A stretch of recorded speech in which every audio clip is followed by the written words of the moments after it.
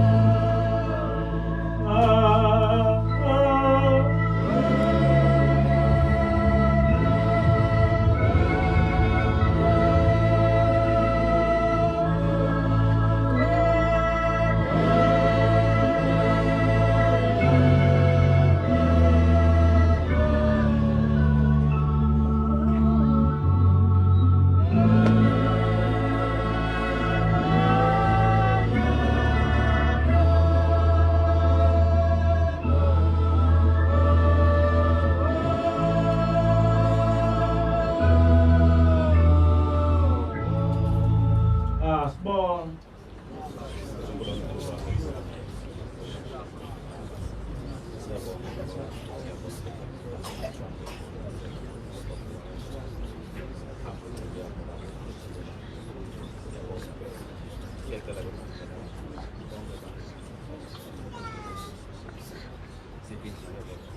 Amen. Amen.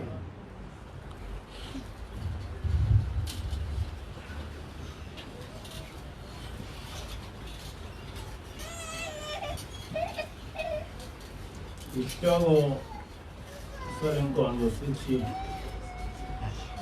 inkolo kasizzani. Inkolo kasizzani. Ngizofunda incwadi yezaga zokuqala kusuka kwesahluko 22 ku-33. Koze kube nini iziwula zithanda ubula neziteleli zijabula ngokwadelela, neziwula zizonda ukwazi na? Buyani ngokusola kwami, bhekani ngiyawuthulula umoya wami phezu kwenu, nginazise amazwi ami. Ngokuba ngibizile nala nina, ngelula isandla sami, akaba ngakho onakayo, kepha nichithile konke ukweluleka kwami, anivumanga ukusola kwami. Nami ngiyokuhleka ingozi yenu, ngikolodele ukufika kweni kwesabayo, lapho kufika njengesivunguvumu lokho enikwesabayo, nengozi yenu iza njengesikhwishikhwishi, lapho nehlelwa ngokuhlupheka nosizi. Khona bayakungibiza, kepha angikuphendula, bayakungifunisisa, kepha abayikungifumana.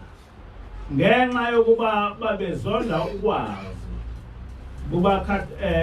kabakhethanga ukwesaba uJehova, bengavumanga okwaluleka kwami, bedelela konke ukusola kwami. Ngalokho bayakudla izithelo zendlela yabo, basuthe ngamacebo abo. Amen.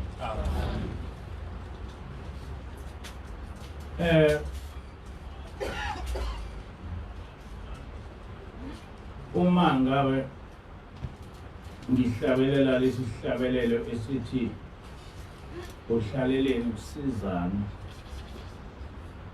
ngikhumbula isikhathi esidala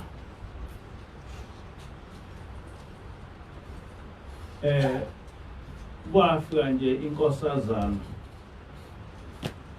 umkhokheli waye egula, wayesiya eklinikhi, kwakuse eGauteng eGoli. Waye esagula kakhulu ngaleso sikhathi, wayephume umopho la emakhaleni, wayesopha kakhulu, ewa waquleka. Uthe uma esewile wabona seyivuswa intombazana, yamvusa le ntombazana, yamthatha yahamba naye yaze yayombeka lapha ohlala khona. Uthi-ke umkhokheli ngakusasa wayibona futhi le ntombazana isifika imphathele isithelo, angisakhumbula ukuthi kwakunhlobo nezithelo, izomnika yena. Yayisibuza ukuthi usenjani. Uthi-ke umkhokheli ngase ngibuza ukuthi ubani wena? Le nkosazana esithi ngihlaleleni. Uhlaleleni waphi? Nguhlaleleni wakwaMpanza, ngudade wabo kaMthembeni. Uthi-ke wayesengishayela ucingo umkhokheli, wathi kunenkosazana la, ithi udade wenu.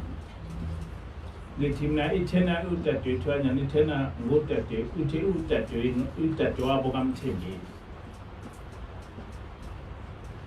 uthi-ke umkhokheli ngathi kodwa akaze engitshele ukuthi unodadewabo yayisithi le nkosazana thatha lokho engikutshela khona le nkosazana-ke walokho engishayela ngayo umkhokheli ethi nansi futhi le nkosazana isifikile uthi-ke umkhokheli angiyiqondi le ndaba le nkosazana ngoba ngiye ngiyibonisile la ekhaya kodwa kunocinga ngazi ukuthi ngena kanjani wayesephuma umkhokheli ehamba eya emzini yakwaMpanza ehamba ebuza ngale nkosazana ngathi nawubuza ukuthi isimanje yakho hayi bonke abantu bathi abayazi kwaze kwafika isikhathi sokuthi-ke eze la kwaZulu sayithanda kakhulu le nkosazana kodwa futhi ihlupha engqondweni ukuthi le nkosazana ngoba sesibona manje ukuthi akuseni umuntu sikucaca manje ukuthi akuseni umuntu kodwa sizibuza ukuthi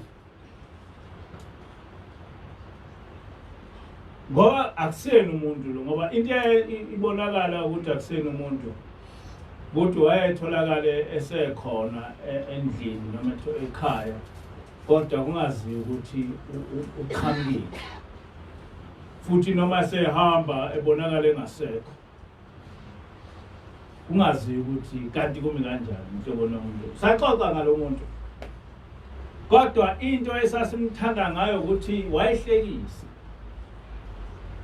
njalo ngaso sonke isikhathi silale sesihleka eqhamukisa amahlaya esiqamba amagama nami sengalikhohle igama engiqamba ngalo nami nganginegama sonke kwaMpanza sinamagama iligaphu nje lenkosazana ukuba ikhulume ihlekise yonke into ihlekise njengoba libona nomkhokheli ehlekise sayijabulela le nkosazana kodwa sijabulela into esingayazi uyabona ukujabulela into nje ongayazi ukuthi lento ejabulelayo imi kanjani hayi saze saqala manje nomkhokheli ukuba sixoxele abantu ngaxoxela umnewethu saxoxela bonke abantu kunenkosazana lapha iyahlekisa nje ngaso sonke isikhathi uma ikhuluma nje kufanele sihlele manje ngaleso sikhathi-ke sasingabantu ababehamba abathandazi sabahamba nabathandazi iBhayibheli kunesimangaliso senkosazana esinayo lapha bathi abathandazi hayi ingilosi yakwaMpanza leyo bayichaze ingilosi zakwaMpanza hayi kufanele ukuthi niyamukele kodwa nabo bekhuluma into abangayazi ngoba akukho umuntu owakwafika ingilosi yomndeni imukelwa kanjani angathi babekuthatha lokho kodwa basho njalo bathi ingilosi yakwaMpanza kanti isimangaliso sasezulwini lo muntu lona wasamejwayela sabayo yonke into kodwa mina ngangiye ngihlale ngiphatheke kabi ngithi mhlambe isatanist nje mhlambe isatanist kanti yinto ezohamba ihambe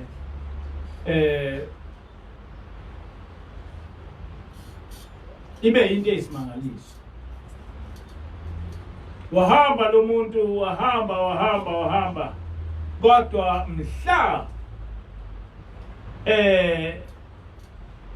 ngijabula kakhulu ngoba kwathatha mhlawumbe 6 months engasho lutho nje engakhulumi ngendaba yokukholwa engakhulumi ngendaba yeBhayibheli engakhuluma vele efike nje sivakashele efike exoxe kuphele lapho kodwa kwathi mhla ethi ngithunywe ubaba ilanga buwe uthi angizokubheka wayesengitshela yonke into impilo yami yonke wangitshela ukuthi lokhu wazalwa ngihamba nawe uyabona uma umdala kusho umuntu oyinkosazana omncane kunawe ethi lokhu ungazalwa ngihamba nawe futhi ngenkathi ethi ngihamba nawe wangitshela izinto engangazi ukuthi azaziwa muntu azaziwa muntu wathi uyakhumbula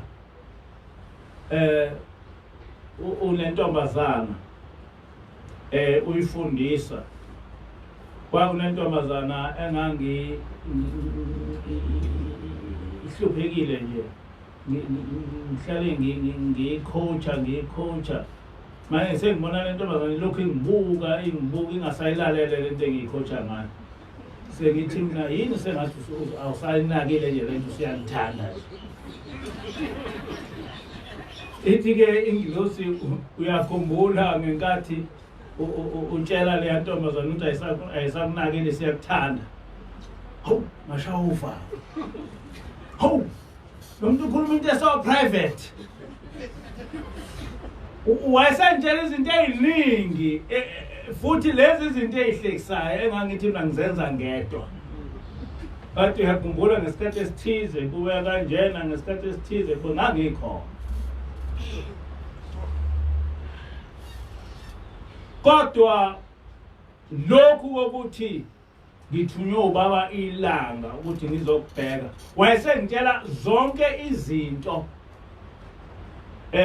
ezazingehlela ngisebuhleni wathi uyakhumbula ngesikhathi esithize kwenzeka ukuthi uyakhumbula ngesikhathi esithize kwenzeka ukuthi uyakhumbula ngesikhathi esithize kwenzeka ukuthi wayesengitshela ukuthi uthi-ke ubaba ilanga angizokubheka niyayibona indaba sezulwini ayizange yathi ingilosi mayifika yathi ngithunywe ukuba uzokwakha ibandla ukuthi ifuna izokwakha ibandla nami kwaba u-2010 kodwa yayilokhu ifike ngo-2006 kodwa into yokuqala eyayisho yathi ngithunywe ukuthi ngizokubheka so lokho kwangijabulisa kakhulu yaqala manje na yasenzela izinto njengoba ngikhona njena ngine shirt engalithengelwa unkosazana ngine bhantshi engalithengelwa unkosazana umbhede engilala kuwo sawuthengelwa unkosazana la amalokhuza i-lounge leyana esinayo sayithengelwa unkosazana indlu le noma engakhiphanga imali yakhe sayikhethelwa unkosazana wayefike ethi hambani niye Pinetown niyofuna ilokhuza niyofuna lo mbheda kufanele ebese ethi hambani khona isitolo esithize nizofike ningene kuso bese sihamba nomkhokheli siya kulesi sitolo sothi sisesitolo simbone sekhona esitolo bese kuba uyena oyokhuluma no salesman ethi nanku umbhede engifunayo kanje usalesman ekhulume naye engaboni ukuthi ukhuluma nengilosi ngisho umkhokheli ethenga izinto khona izinto lezi zamakhosikazi izinto eziningi wayayithenga khona isitolo lapha babethi bembone sekhona ekhulume namandiya makufanele ekhulume isingisi ababoni ukuthi lo muntu abakhuluma naye akusiyena lo muntu lona akuyena umuntu ziningi ke indawo lapha esasesibone uhlaleleni esekhona phakathi kwethu. Ngiyakhumbula ukuthi ngelinye ilanga khona indawo lapho kuthathwa khona izibuko kuthiwa kwaMoffat, yes. Wafika umkhokheli wakhipha wathenga izibuko kwaMoffat. Waqhamuka uhlaleleni ukuthi angiyithandi lezi zibuko, wavele wathatha izibuko eziwu-5,000 wayithatha umkhokheli, sathi soyithatha kule mali, sakhipha i-deposit. Sakhipha i-deposit ka-1,000 angathi yamalini sayikhipha. Sithe sibuya le mali eyibhalansi yayisiyi-deposit. Lesikhiphile 1,000 kwase kuba yona eyibhalansi. Lena ewu-4,000 something yayisiyi-deposit. Koni boy ngamkhokhela izinto ade eyifakela ngami ngiyifakile. Yini enza ukuthi ngikhuluma lento, ngikhumbula leli gama elithi uhlaleleni. Ngoba leli gama ngangakaze ngilizwe. Kodwa uma usulibheka manje la likhuluma lithi uhlaleleni ezangomeni, uhlaleleni kusizani, uhlaleleni kule mpilo lena. Kukhona umehluko omkhulu phakathi kwaleli bandla namabandla onke, noma ngabe ngawamaNazaretha noma ngawamaKristu. Kukhona umehluko omkhulu kuleli bandla kunamabandla onke. Ngesikhathi ngamaNazaretha nje, into esasiyazi kakhulu uma sishumayela ukuthi sishumayele ngoShembe, sishumayele ngezimangaliso zikaShembe, sishumayele ngezinto uShembe osenzele zona. NamaKristu ngaliyana ashumayela ngoJesu, ashumayela ngezinto zonke ngoJesu. So sasine competition between Shembe and Jesus.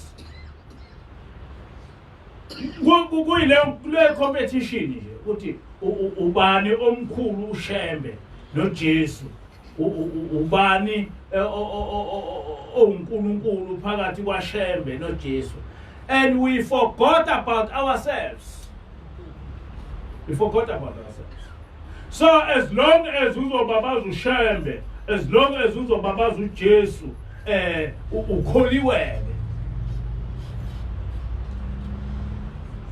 Kodwa uma kufika lo muntu wasezulwini uthi ngithunywe uShembe ukuthi fundisa abantu ngoJehova njengoba kwakufundisa uShembe. Ngithunywe uShembe uthi fundisa abantu ngoJehova njengoba kwakufundisa yena uShembe. Manje uma ufundisa abantu ngoJehova ukhona umehluko omkhulu kunokuthi ufundisa abantu ngoJesu, ufundisa abantu ngoShembe. Ngoba in our minds uma sikhuluma ngoShembe, it was a kind of a competition noJesu. AmaKristu uma ekhuluma ngoJesu is a competition noShembe ukuthi no, ithina esinoNkulunkulu ngempela, ithina esinoNkulunkulu ngempela. Even today amaNazaretha akule war yokuthi kubaholi babo ubani oNkulunkulu, ubani oNkulunkulwana, ukuze ubone ukuthi mina nginoNkulunkulu ngempela. Lo nkulunkulu wami wenza ukuthi nokuthi nokuthi, ukuze ubone ukuthi nginoNkulunkulu ngempela. Lo nkulunkulu wami wenza ukuthi nokuthi nokuthi. yathi ingilosi no. Leli vangeli lenu akulona ivangeli elongenisa ezulwini. Ivangeli lenu elizongenisa ezulwini ukuthi uNkulunkulu utheni ngawe. uNkulunkulu utheni ngawe. Uthena uyongena kanjani ezulwini. Utheni uNkulunkulu ngawe. What about you? uJesu uyaziwe ezulwini. uShembe uyaziwe ezulwini. But what about you? Uyaziwa yini ezulwini? Wena waziwa ezulwini ngokubabaza uJesu, wena waziwa ezulwini ngokubabaza uShembe. Kodwa umuntu okufanele umbabaze kakhulu umbabazi uJehova uNkulunkulu owathuma uShembe. Awumbabazi uJehova othuma uJesu. But not Jehovah. Hayi ukuthi sekufanele ukuthi inkolo yakho ukuthi hayi uJehova unjena hayi no, uJehova ubatshazwa ngokulunga kwakho. Yebo, uJehova umbabaza ngemsebenzi yakho ukuthi lokho othena kwenze ukwenzile yini. Lokho othena uJehova ukwenzile yini. So amabandla onke anevangeli lokubabaza abaholi noma uJesu noma uShembe noma abaholi sebezibekele bona. Kodwa thina sibekelwe ukuthi sizibheke thina ukuthi are we fit to enter heaven? That is the message esinayo ukuthi are we fit to enter heaven?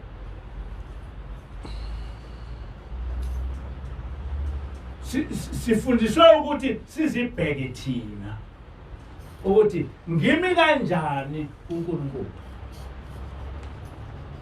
Ngimi kanjani uNkulunkulu. Uthi ke uShembe uhlaleleni kusizani. Uhlaleleni kusizani. Le ndlela ohamba ngayo uyayibona yini ukuthi ikusa esihogweni. Le ndlela oyihamba ngayo uyayibona ukuthi ihambe iphele ihluphe. Uhlaleleni usizani. Uhlaleleni entweni egcineni ezohlupha wena. Ozozibuza ukuthi kungisize ngani ukuba ngenze lento. Kungisize ngani ukuthi ngihlale kule ndawo enjena. Then ukholwa kwethu is about us in relation to God. It's about us. It's about you. Nalenkulumo akade ngiyifunda, it's about you. Uthi uNkulunkulu uma unganginakile, uma ungawenza umthetho wami, uma ngikunikeza izaluleko uba nenkani, uma ngikunikeza izaluleko udelela, kuza isikhathi lapha oyothi mawusungifuna ngingasabi. And what is very wonderful, ngazi noma abantu bayakunaka lokho. Bajwayela abantu ukuthi mina well because vele ngifundile. Ethi hey uyalazi le muntu iBhayibheli. Hayi research uyaresearch. Bona owakwa uphimo wathi hey wayesengibiza ngudokotela. Kodwa angazi noma nike nikunakeni ukuthi umkhokheli ulazi kangakanani iBhayibheli. Noma nikunakeni. Niyabona yonke lento njengoba nibona kuneyilohoza nje lapha. Efakile kuza lapha. Hayi ukuthi umkhokheli ukesukele nje iBhayibheli ulifunde. Akakazi umkhokheli ulifunde. Mina lokho ngahlala aze ngibone umkhokheli ulifunde. Kodwa kuyaye kufike ingilosi ifike isifundise. Le ncwadi njena yeZaga 1 from verse 22 ngayifika kimi ngiyonze yonke into sasifundiswe ingilosi. Ngaqala sekufike ingilosi ukwazi incwadi engangakaze ngiyifunde nhlobo ngaze ngiyivule kodwa ngiqala ukuyivula ngoba sekukhona ingisi mina kuphela incwadi bengiyifunda ukuthi how do I ngibatshela kanjani abantu ukuthi ushebe uyafana noJesu ngibatshela kanjani abantu ukuthi nokuthi kodwa incwadi ekhuluma ngabi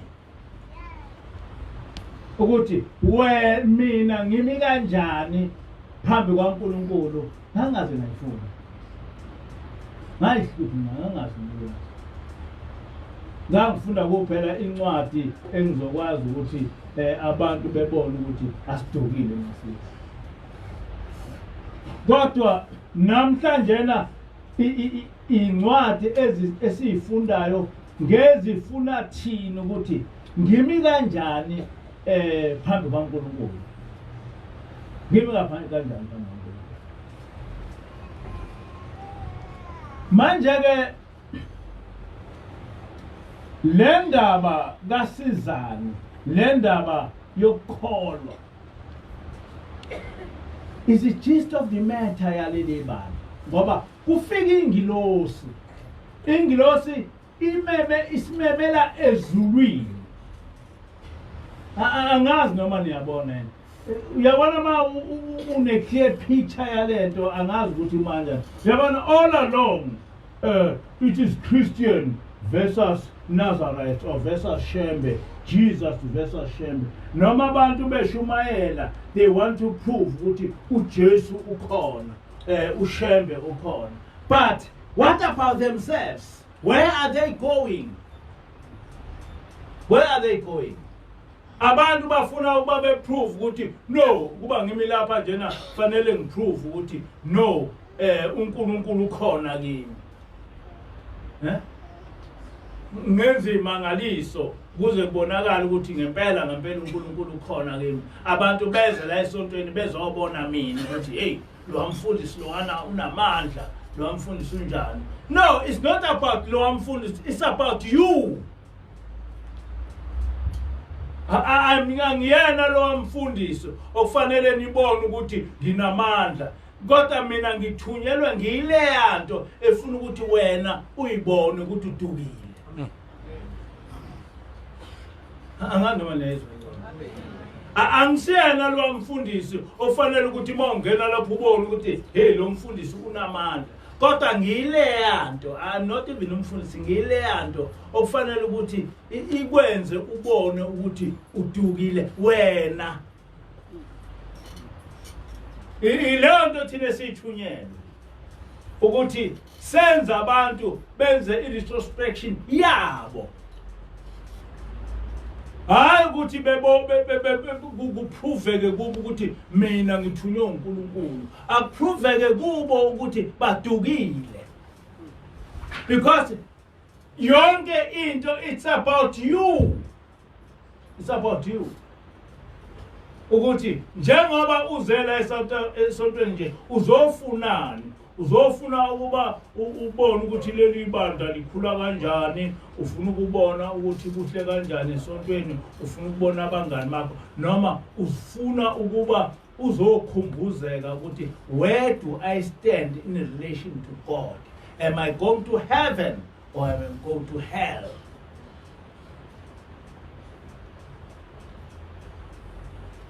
Upila makoto tena uthunyelwe ugogo wakhe uphakamsisana ya la hlala phansi lapha ke sizofuna uNkulunkulu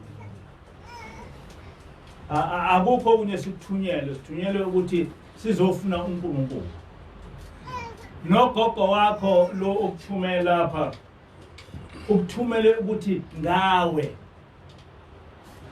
angene izulwini ngawe ehlale kahle. Baningi abantu lento oyikhulumayo ibikhulunywa ingilosi ngekhathi ngaphambili kade sikhuluma ngayo. Sithi ingilosi thena kunabantu lapha abathunywa ngabantu bakubo. Nizwile leyo nto. abathunywa abantu bakubo ukuba ngabo bekwazi ukuthi bengene ezulwini. Nangu umakoti usefika akakazi ukuthi wathi but mina ngiyisheshi kanjani ngithunyele ebandleni lamaNazaretha. Kuthiwa cha ugogo wakho uthi yani Nazaretha, yani Nazaretha. Manje-ke kodwa awuzele ugogo wakho kuphela, uzizele wena. La kuleli bandla we don't compromise ngomthetho kaNkulunkulu. We don't compromise. Ngoba asifuni ukuba sikhohlise. Asifuni ukuba sikhohlise. We don't compromise ngomthetho kaNkulunkulu. Uma ethi uNkulunkulu into ethize angiyifuni, we tell you ukuthi futhi uNkulunkulu into ethize akayifuni, and we quote ubone na ukuthi uNkulunkulu lenta akayifuni ngoba sifuna ukuthi wena uye ezulwini. Amen. Abantu abaningi abayi ezulwini not because abafuni ukuya ezulwini, kodwa because batshelwe into engekho ngokuya ezulwini. Batshelwe into engekho ezulwini. Uthi lo amakoti ofike laphana wafika ngisazi ukuthi kwafika abantu wathi ulifakeleni ibhulukwe. Ulifakeleni ibhulukwe. Yebo. Akho umuntu wonke amabandla okubuza ukuthi ulifakeleni ibhulukwe. Kodwa kusho uNkulunkulu wathi umuntu wesifazane engayigqoki into yomuntu wesilisa, nomuntu wesilisa engayigqoki umuntu wesifazane. Bese sina sithi hayi sesiphucuzekile thina uma ngifake ibhulukwe ngiba muhle. Hey. Ayikho into engamanyala ngomfana. Fithi umuntu wesifazane noma ngabe uyinkosikazi noma ngabe uyini uqosheme wenza yonke into unikanya wenyanye ngisho efake ibhulukwe ukuthi yini nize ningalithandi abantu abangcwele ibhulukwe. Ngoba uNkulunkulu akathandi. Thina siyasibona ingilosi, uyabona ingilosi mase ikhuluma ngebhulukwe. Uyabona sinenhlanhla thina ngoba into siyesitshelwe ingilosi into enhle nento embi siyitshelwa umuntu wasezulwini. Ayikho into enyanywa ingilosi njengebhulukwe.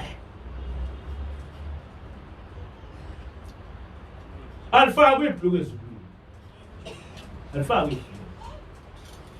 So if possible ungalifaki ngisho ungekho esontweni, ngisho ngabe ukuthi ungalifaki. Ngoba uma ngabe ufaka ibhulukwe njengoba kade esho umkhokheli ekseni ethi ingilosi njengoba uhamba njena unengilosi yakho ebhala yonke into. Ucabanga ukuthi ingilosi yasondela kuwe kahle usufaka ibhulukwe. Eso kuthi-ke umkhokheli ekseni siyasifuna ukuthi uNkulunkulu ebeseduze kwethu ngaso sonke isikhathi. Kodwa asize ngasho ukuthi uNkulunkulu hayi ngoba ngisona manje awuhlehle. Ake uhlehle manje uNkulunkulu ngisenzo kwami manje. Awukusho. Ufuna ukuthi uNkulunkulu ebe kuwe eseduze kwakho ngaso sonke isikhathi. Noma usuwenzani ufuna ukuthi uNkulunkulu ebe seduze kwakho. uNkulunkulu seduze kwakho. Kodwa ubhala nezono zakho. Ithi-ke lo amakoti othi uthunye ngilobuza ugogo wakhe angisazi ukuthi uthe ekseni kwathiwa ulifakelani ibhulukwe. And abantu hayi madoda. Hey yabona angifuni ukuba ngikhulume ngomkhokheli kodwa into engiyenza ukuthi ngikhulume ngomkhokheli ukuthi lezi zinto kufanele zibe practical kini. Yabo nibone ukuthi kukhona isikhathi lapha khona oyaye uhlupheke khona. Kuba khona isikhathi lapho obuse bese uyahlupheka. Bese udinga abantu ukuthi bekuthini.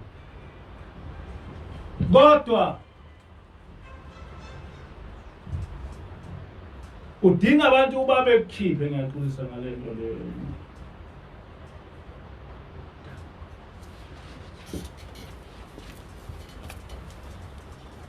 Uma ngabe ungayazi indaba kaNkulunkulu uzobathatha abantu ehliphelweni. Ithi ingilosi ekhulunywa le nto esizwe.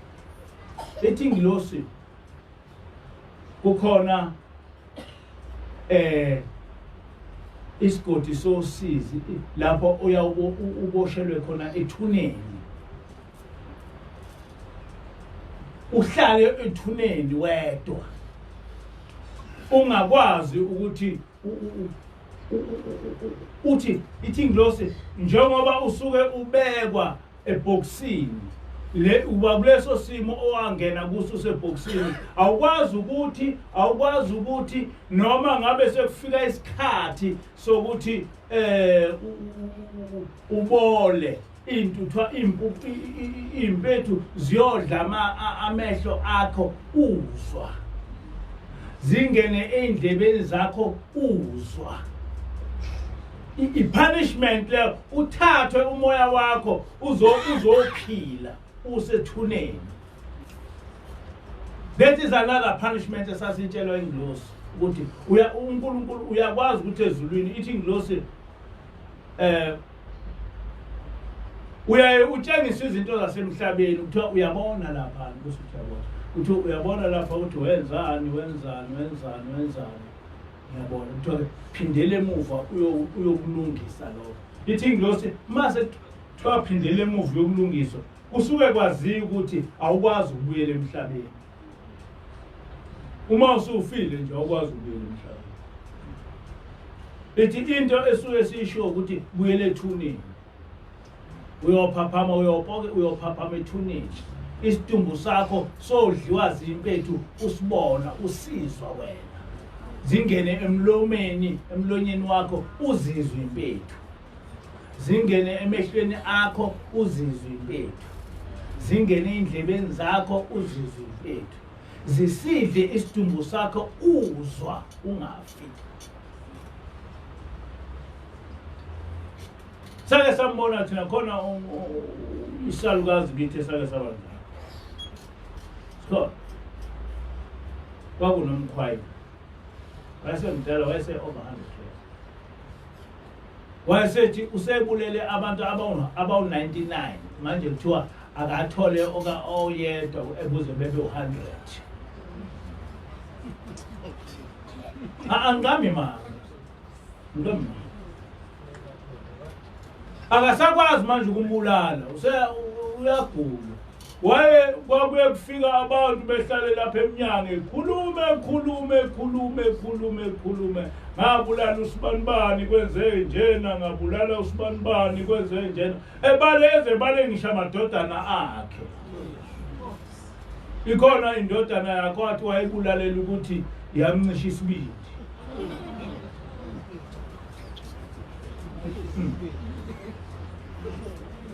Batemncisha isibindi. Ngikhulume ngayo ukuthi kwathi kusesontweni nje babilanga wathi unomkhwayimba uyakhishwa kuleli bandla engaphinde eze kulezi omkhomba nje seyinkosikazi.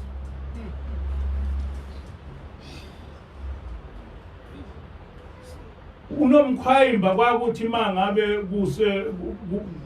kusemini abantu sebesaba kulokhu uzusondela kuye impethu ziqathaka uyakhuluma ziyaqathaka impethu uyakhuluma ziyaqathaka impethu ebusuku uyavutha evutha engahlali umuntu angikhuluma ingane kwani ngikhuluma ngomuntu wakithi. Nabawulalela leyo nkonzo bawukwazi ukuthi ngikhuluma ngani noma abaningi sebafa kodwa bayinto endala nami ngangisebumfazi kwenzeka lokho.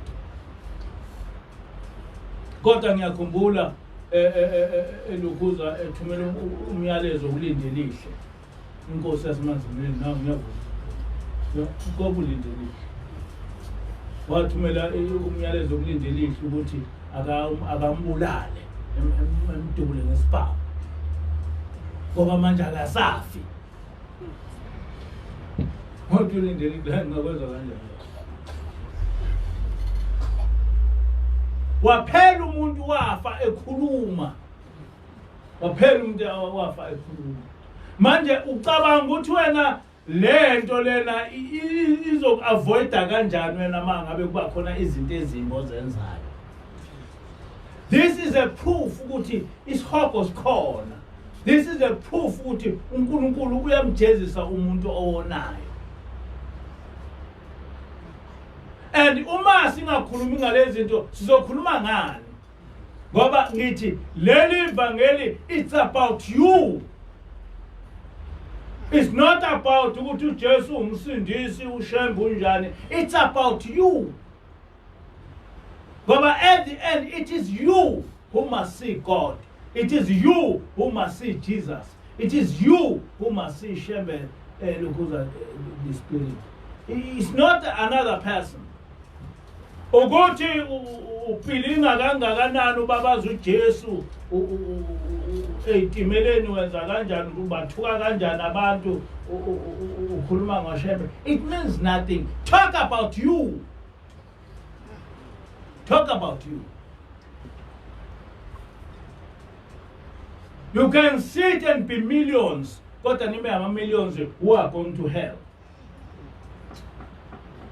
Talk about you. Uthini uNkulunkulu kuwe? Uthini uNkulunkulu? Uhlaleleni kusizana. Uhlaleleni kuleso sono. Basho njalo shaya. Uhlaleleni kuleso sono. Lesi lenkolo kasizani, lenkolo yokuphila ngesono. Uhlaleleni esonweni. Manje uShembe uhlaleleni kusizana usho ukuthi uhlaleleni esonweni. Suka kusono ngoba lesi sono umzuzwana isikhashana umzuzwana uyolahlekelwa yonke impilo yakho. Uyolahlekelwa yona. Uzoba umuntu othi uyakholwa kodwa ekugcineni uyekuhlupheka.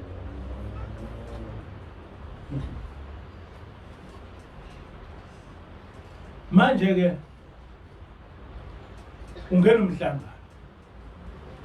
Njengoba ngena umhlangano nje. Siyohlala noNkulunkulu. Amen. Kodwa khona abangazibumbona uNkulunkulu.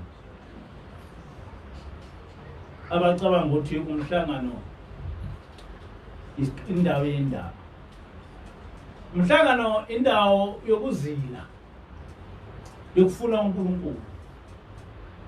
Ngaso sonke isikhathi kusukela namhlanje uyangena umhlangano. Njengoba ungena umhlangano namhlanje kwehlukana nazo zonke osithandayo. Manje ungokaNkulunkulu. Manje ungokaJehova. Ngakho ke njengoba ungaNkulunkulu nje uyasho njalo ingilosi yathi uma ngabe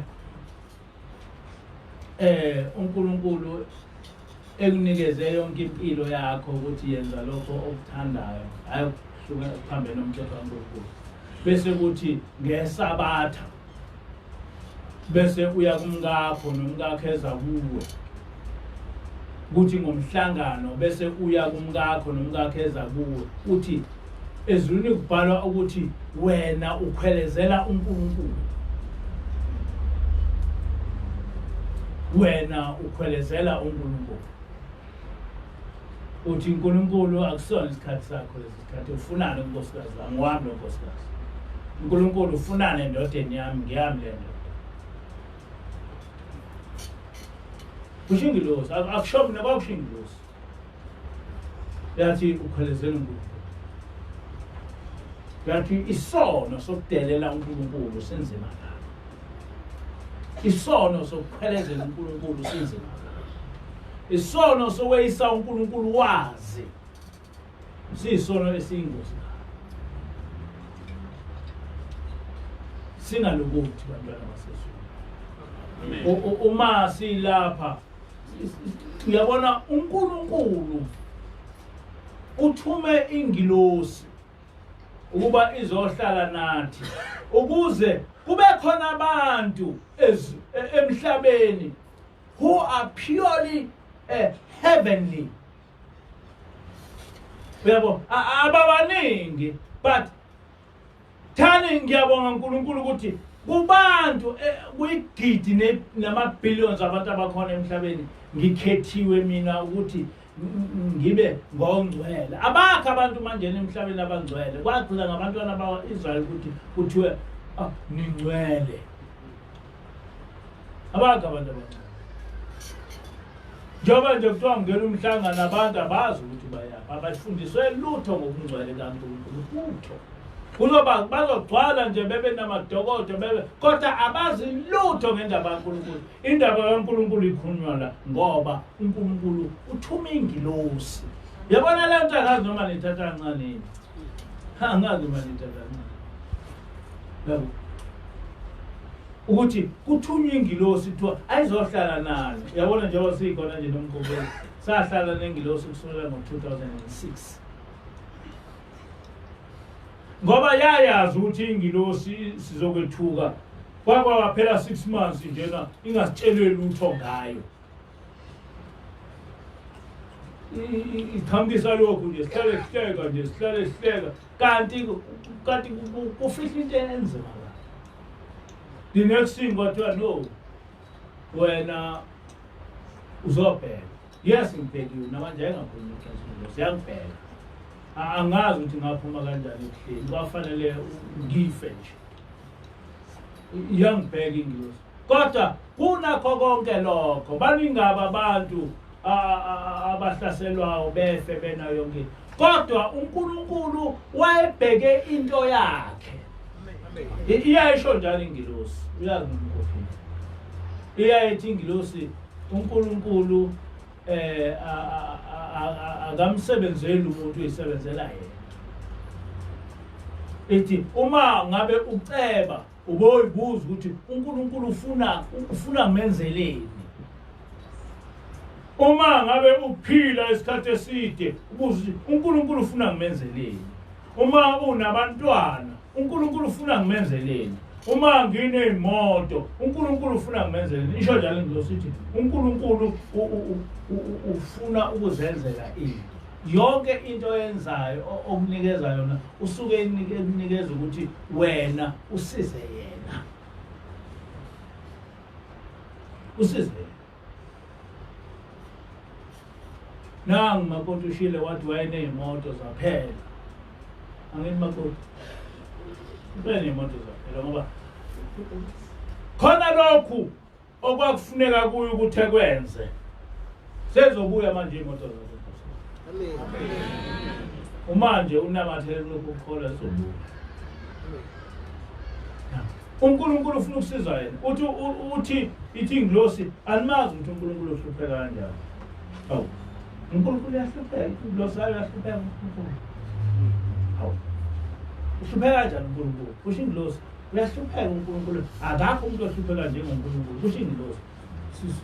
uNkulunkulu uhlupheka kanjani uNkulunkulu? Ithi ingilosi uyazi ukuthi noma imuphi umuntu ohluphekile ukuze uNkulunkulu.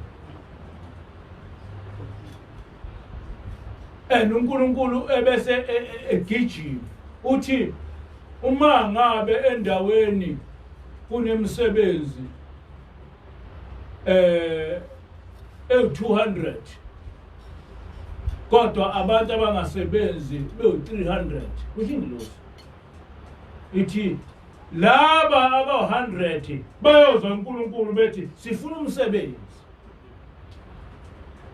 Ithi ke ingilosi kodwa uNkulunkulu akazi ukuwehlisa umsebenzi ngomlingo. Ithi uNkulunkulu akasebenzi ngomlingo. Mhlawumbe ama-Satanists asebenza ngomlingo kodwa uNkulunkulu akasebenzi. uNkulunkulu usebenza ngento ekwasamlingo at the extreme. Mhlawumbe mangaqhamuka umuntu lapha ethi uyangidubula uNkulunkulu engasebenza ngomlingo. Kodwa nje under normal circumstances uNkulunkulu akasebenzi ngomlingo. Engasebenza uNkulunkulu ngomlingo uma ngase kuqhamuka umuntu ethi uyangidubula kanjani bese uNkulunkulu esebenza ngomlingo nje but normally bengafanele ukuthi nomuntu ephile. Bakhona abantu ababeshawe nje ibhamu bengafi. uNkulunkulu uyasebenza ngomlingo ngoba usuke lo muntu ene value uNkulunkulu. Hayi ukuthi futhi usebenza uNkulunkulu ngomlingo noma usebenza uNkulunkulu kunomuntu ngoba ene value lo muntu uNkulunkulu. Ithi ke ingilosi uma ngabe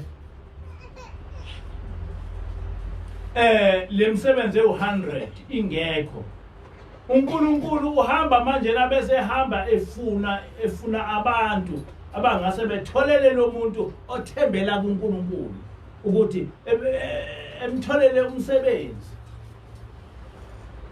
Ithi ke ingilosi wena ke manje na una 40 million ebhenki. Lo 40 million ebhenki ngowakho. You are rich. Kodwa lo Nkulunkulu uthi ke ingilosi kodwa uNkulunkulu uma ekupha imali usuke ekupha imali ukuthi wenza amabhizinisi ukuze uqashisa abantu kulala abantu bedlile ngawe. Ithi ngenkathi abantu belala bedlile ngawe basuke umuntu mangabe ethola umsebenzi engazithola kanjani umsebenzi yathi awu ngiyabonga uNkulunkulu. Ngoba ucele kuye ubonga uNkulunkulu. Uthi ke uNkulunkulu uhlale etatazele sizabantu.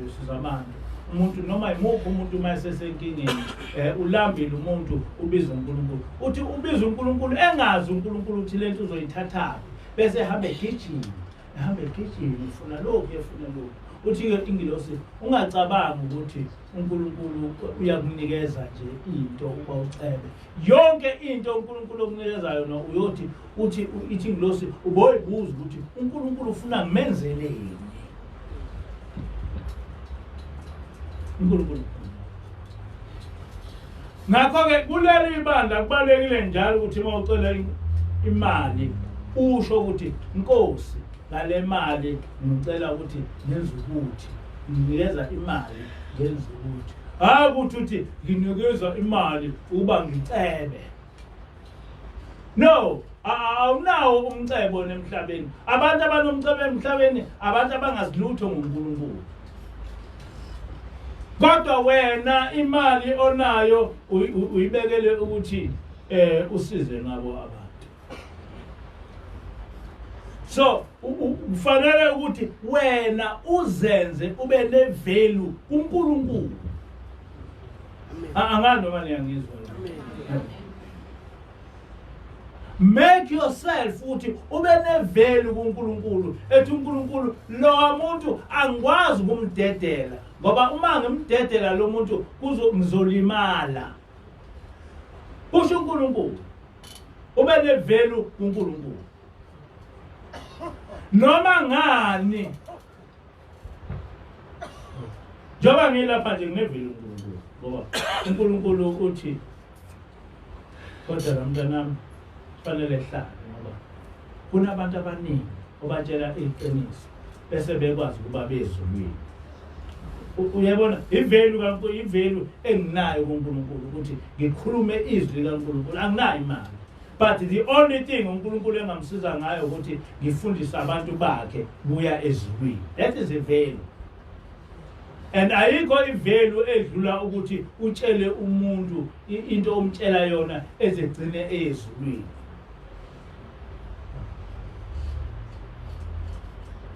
Wathi ubaba ilanga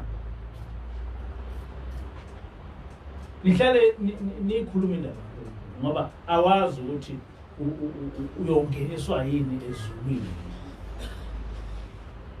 Besho awazi ukushumayeza umuntu ngeqiniso kuyinto ebaleke kabi. Ngiyadabukela abantu abachitha isikhathi sabo bezotshela abantu ukuthi alikho isabatha anisaphili ngaphansi komthetho. Ngicabanga ukuthi bayayazi ukuthi lento lena ingozi kanjani ezulwini. Ukuthi utshele umuntu ukuthi akangawugcini umthetho kaNkulunkulu. Bayazi ukuthi kuyinto eserious kangakanani ukuthi utshele umuntu ukuthi akangawugcina umthetho kaNkulunkulu. Fanele ukuthi sifunde ukuba ulimi lwethu lenze umuntu eyezulwini.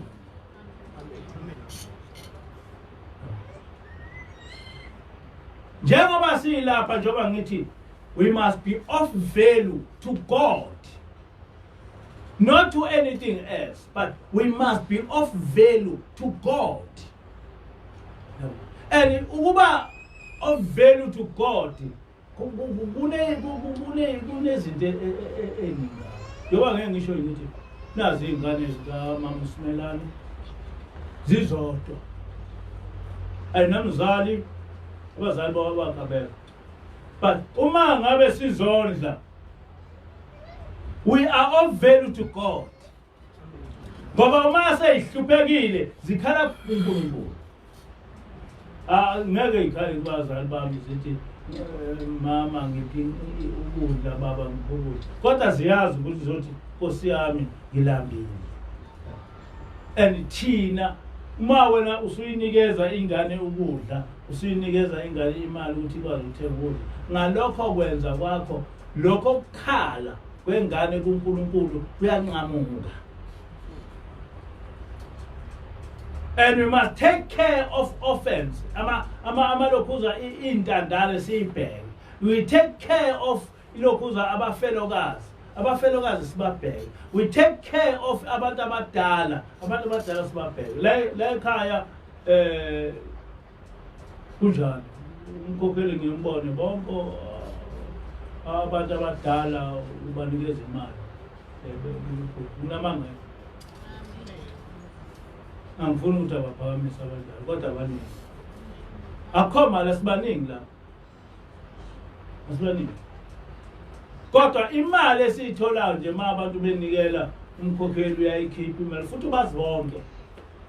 Mabona sebakhipha abanye ngo-600 abanye ngo-1000 abanye ngo-500 ebanikeze nje njalo nje kwesinye isikhathi ngenyanga noma inyanga imali imali. Kodwa we do that.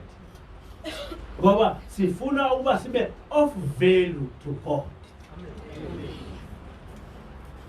Kungathi umuntu okuleli ibandla elale engadlile ephakathi esontweni. We want to be of value to God. Kuneyingane zakwaShembe esizondlayo. Ngibize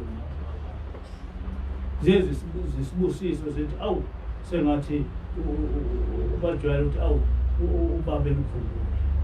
Awu sengathi manje sizi noma umkhokheli egula bese beshaya uvalo bethi uma ungafa wena singaba yini. Usha ingane zakwaShembe. Ngoba sifundisiwe ukuthi hayi phela kube khona into connection between us ngokwegazi nobaba mkhulu nobabila. So sibuka ukuthi lento le uma lengane ibifika kubabilanga ethi ngilambile, ubabilanga bengeyinikeni imali ngoba ubabilanga akasekho ngokwenyama, mayiza kimi ithi ilambile angiyinikeze. Yeah. Fanele ke ngibuka ukuthi le ngane lena uma ibiza kubabilanga ithi ngilambile, ubengeyinikezeni imali, kodwa manje usemoyeni akakwazi ukuyinikeza, kodwa uthena ibandla lakhe aliphathwe yimina, then ngiyayinikeza. Few as we are, njengoba thina siyabanikeza abantwana bakwaShembe imali khona abaphila impela bephile abanye sabafundiswa bazoba uqeda umatric. Siyabanikeza izalukazi imali, siyanikeza abantu ilokhuza abafelokazi imali. Manje umuntu ehluphekile siyakwazi umuntu ohluphekile impela asithathe lokho esinakho esinikeza, because we want to be of value kuNkulunkulu. We want to be of value kuShembe wasezulwini. So ngaso sonke isikhathi ukukholwa kwakho zenze wena ube off value kuNkulunkulu ethi uNkulunkulu angikwazi ukulahlekelwa yilowa muntu because unje angikwazi ukulahlekelwa yilowa ingilosi yonke lento engiyikhuluma suke siyifundiswa ingilosi sesifuna hayi ukuthi sasingayazi nathi sesifundiswa ingilosi ithi uma ngabe nifuna ibusiso uma nifuna uNkulunkulu enithande ngizalo nenze lo naba sizondayo bethi basibulala singafi ngoba manje na uNkulunkulu uthena we are of value. Nani nithi we are of value nisho ukuthi kodwa uma ngahamba umfundisi singasala sibe yini kodwa uma ngahamba umkhokheli singasala sibe yini yabo ngenkathi nisho njalo uNkulunkulu uyanizwa. Abantu uma ufuna ukuphila emhlabeni isikhathi eside isibusiso sokuphila usiphiwa ngabantu nesiqalekiso futhi ukuthi usheshe uhambe emhlabeni usinikezwa ngabantu. You must never make people cry ngawe kakhulukazi uma umfundisi. Fanele ube of value kubantu ube of value kuNkulunkulu.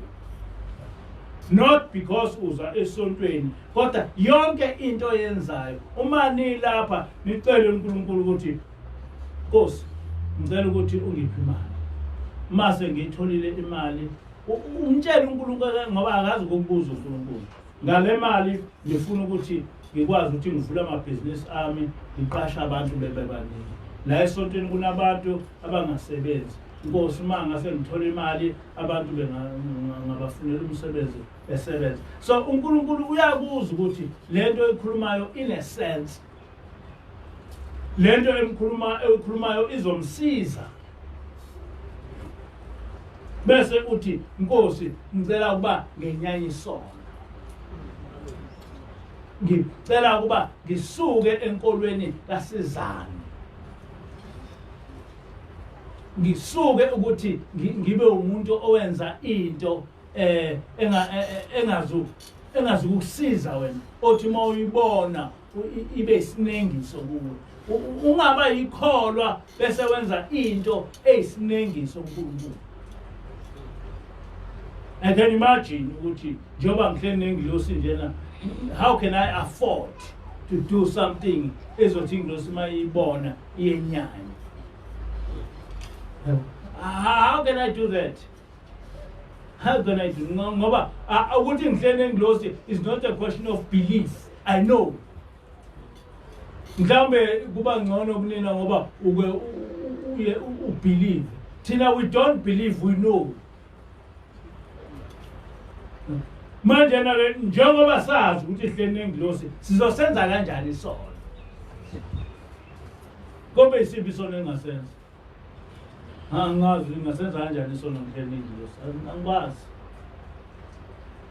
Ngasenza nje isono sokuthi mhlawumbe ngenze into ngokudideka kodwa nje ukuthi ngiplane ukwenza isono ngihlele ngilosi. How am I going to do that? Ngoba ingilosi ikwazi umcabango wakho. Umcabango wakho usacabanga nje into ingilosi leyo.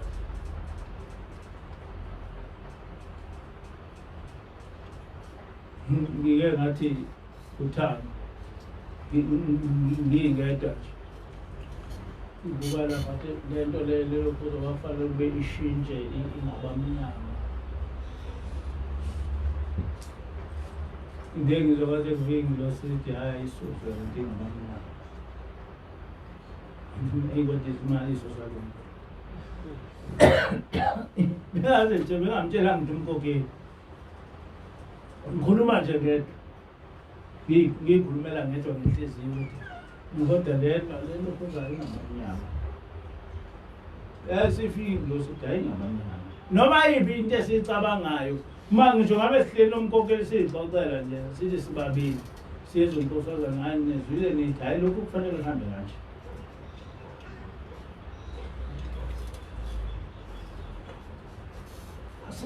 Abantu base manazo sasentele kuzeni uNkulunkulu uyanithanda. Uyanithanda mbele. yabona zonke lezi zinto kufika inkosazana ifika hayi lokho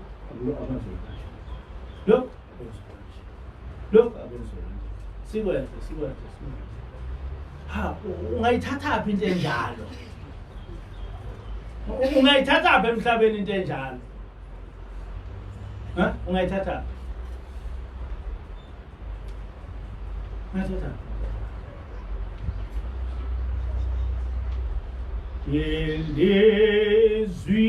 Yendizwile Nkosi sengifike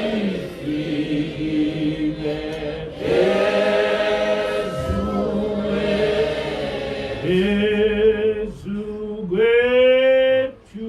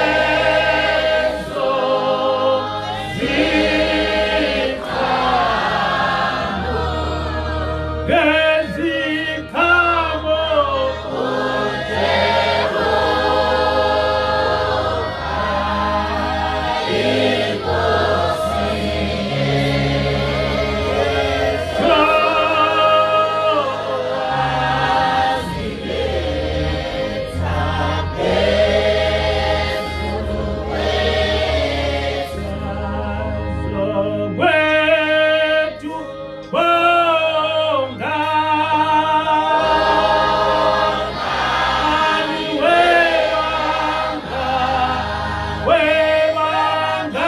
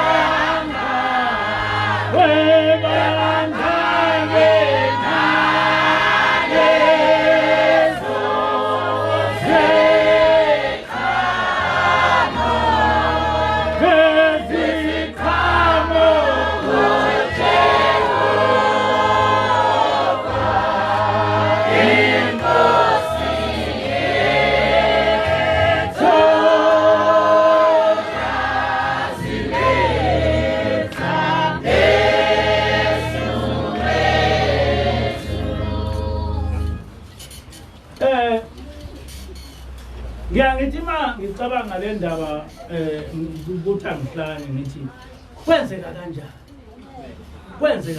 ukuthi kubo bonke abantu abakhona kuze inglosi zohlala nathi ihlale nathi sizulu izikutshele ngisho ukudla okudlayo ukuthi dlana lokho kudla ithi inglosi kimi umholi wena awukwazi ukuthi ulale embhedeni nje yayihambela yona elokhuzeni kuthiwa yini amashop ufurniture shop yafike yangikhethela ifurniture ngilele embhedeni owakhethwa ingilosi nihlala elokhuzeni eyakhethwa ingilosi ngiyayibona yonke into lapha isuke iplanwa ingilosi isecurity nayo yonke into yenziwa ingilosi la esontweni kuplane ingilosi yonke lento ithi akwenziwe kanjena manje na yini ekufanele singalokhuze singesinengani singesho ngani ukuthi bongani webangani